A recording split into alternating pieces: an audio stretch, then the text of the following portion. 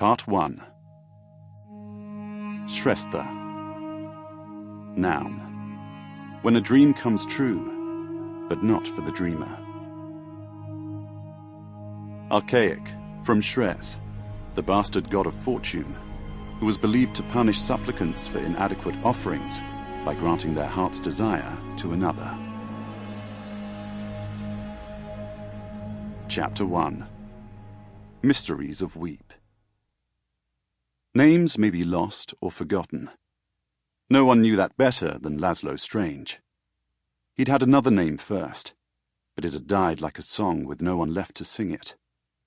Maybe it had been an old family name, burnished by generations of use. Maybe it had been given to him by someone who loved him. He liked to think so, but he had no idea. All he had were Laszlo and Strange. Strange because that was the surname given to all foundlings in the kingdom of Zosma, and Laszlo after a monk's tongueless uncle. He had it cut out on a prison galley, Brother Argos told him when he was old enough to understand. He was an eerie, silent man, and you were an eerie, silent babe. So it came to me, Laszlo. I had to name so many babies that year I went with whatever popped into my head.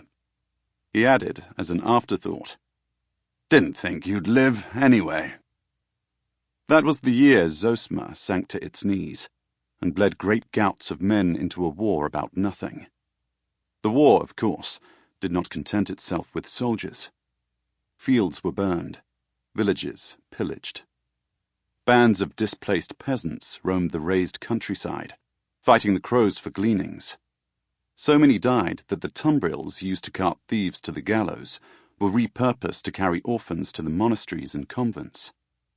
They arrived like shipments of lambs, to hear the monks tell it, and with no more knowledge of their provenance than lambs either.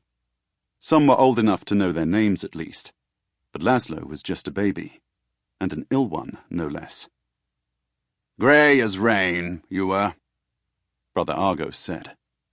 "Thought sure you'd die. But you ate and you slept and your colour came normal in time. Never cried, never once. And that was unnatural. But we liked you for it fine. None of us became monks to be nursemaids." To which the child Laszlo replied, with fire in his soul, "And none of us became children to be orphans." But an orphan he was, and a Strange, and though he was prone to fantasy, he never had any delusions about that. Even as a little boy, he understood that there would be no revelations. No one was coming for him, and he would never know his own true name. Which is perhaps why the mystery of Weep captured him so completely. There were two mysteries, actually, one old, one new.